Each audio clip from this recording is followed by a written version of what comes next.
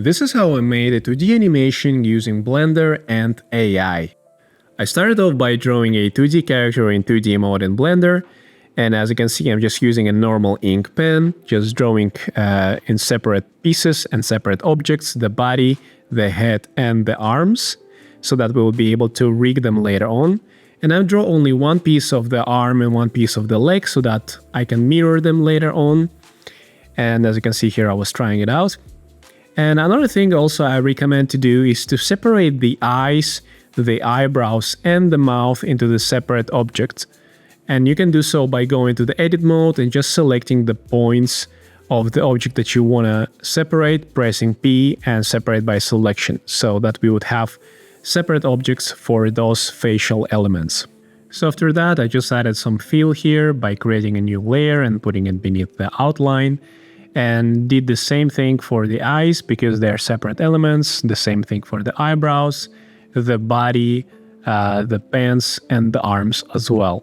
It's pretty easy, just create, fill them up, draw whatever you need, and color it. So after you're done with that, add the lattice with a lot of segments so that it can bend easily. Then add the modifier to the grease pencil. I added the lattice modifier, and as you can see, everything was bending. And at this point, you just duplicate it for the leg and for the arm, both the lattices. And don't forget to turn off auto key. If you don't turn off auto key, it's going to mess everything up. It's that red button at the bottom of the screen. So don't forget to turn it off. So after doing all of that, you just apply everything to the grease pencil so that it would be zeroed out scale, and duplicate the lattices again with the modifier. It's pretty simple again. Then I parented the eyes and the eyebrows to the face, so that would be one element. After that, I just added the bones. It's a humanoid rig, so 2 for the arms and 2 for the legs, and 1 for the hand and 1 for the feet that I didn't showcase here, but this is what I'm going to do later on. So after setting everything up, you need to make the elements connect to each other. So you set up the modifiers needed for the deformation of the lattice with the bones, as well as the vertex groups.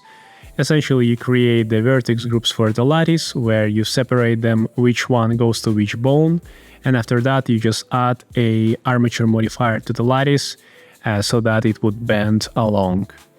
And there was a bug that I had where the lattice would get stuck in the viewport, and this is a bug in Blender, and thanks to Blender 4.3, but that's how it works. And then I added IK rig, as you can see, with a controller that I was able to control.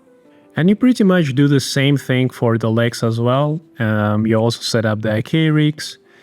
And after that, I decided to add and showcase how to add blinking or movement of the mouth or movement of the eyebrows. All you gotta do is create a new frame and then use time offset with a fixed frame, so that you would be able to control it in the timeline, setting up the keyframes for the needed values. And just like that, you have a working rig, which you can move and adjust.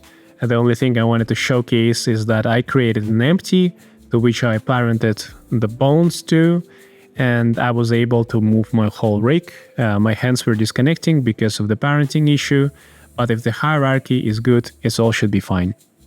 And so this is how my scene for my animation looks like. As you can see, I have those characters with the controllers that I can move around, as you can see here and there, however I want. And I can control different elements of the characters. And the idea here is that essentially I have them, I can move them around in the scene, I can animate them. But the question is like, how do I get the backgrounds, right? And if you look at the backgrounds here, they are different plates, different images with different elements. And the reason is for that because I have certain shots where the camera is moving, and when it does, I want it to have kind of like a parallax effect where certain parts appear to be closer than the others, so that there will be more depth into the movements. And I actually generated those by using a concept art that a friend of mine drew, and I used them as a base for the Comfy UI image generation, which I'm going to showcase right now. So this is my Comfy UI workflow. Essentially what I do is I take the image from here, It could be any image. I used the concept arts that a friend of mine drew, but in this case it's just a random image from the internet. I'm using it just as a base to get the idea of the colors and the positioning of the stuff in the shot. Then I resize it to an appropriate size, and I use a LoRa stacker because I have here the LoRas that I use. Some of them are my very own LoRas. And here I'm using a low diffusion model, which has a flux model in here.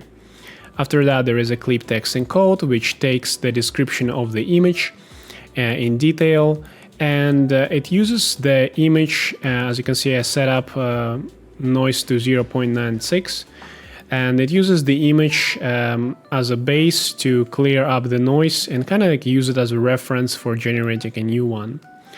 And after that, in this workflow, there is the inference, and in this case, I'm using a LoRa, which I found really interesting. And let me find it. There it is. It's called Ultimate at Home Flux, and essentially it adds more details into the image so that it would be a higher resolution. So what essentially happens is that I add the image, I add the prompt, I run it, and then I get a high quality result out here. And we can try it out actually. Let's try to run this workflow and let's see what it's gonna able to generate for us. So this is the finished result, and we can see the comparison here. And as you can see, this is without an extra detail, and this is with extra detail with inference. And so the difference it makes when you zoom in really closely on the items, as you can see, it just becomes less of a mess and more detailed. And that's exactly sometimes what you need for a high quality generations. As you can see, it's not perfect. Like in this case, it didn't really help with cleaning up this diagram here. It just doesn't really make sense. So what I usually do is, this is something that you can select with in painting, or that you can do in Photoshop perhaps, and just replace this with something newly generated, or maybe an image that you found on the internet, just so that there wouldn't be messy shots here. And that's essentially it. Like, I just take this generated image here, and everything else is processed in Photoshop, just cutting out different elements here and there and splitting them into separate planes. If you're interested in learning more about Comfy UI or Blender, or you're feeling stuck or you don't understand something and you just want to connect with me and ask me questions, you can join my Discord right over here on my website, which I'm going to leave a link for in the description. And once you join, essentially you're going to be able to join this group chat.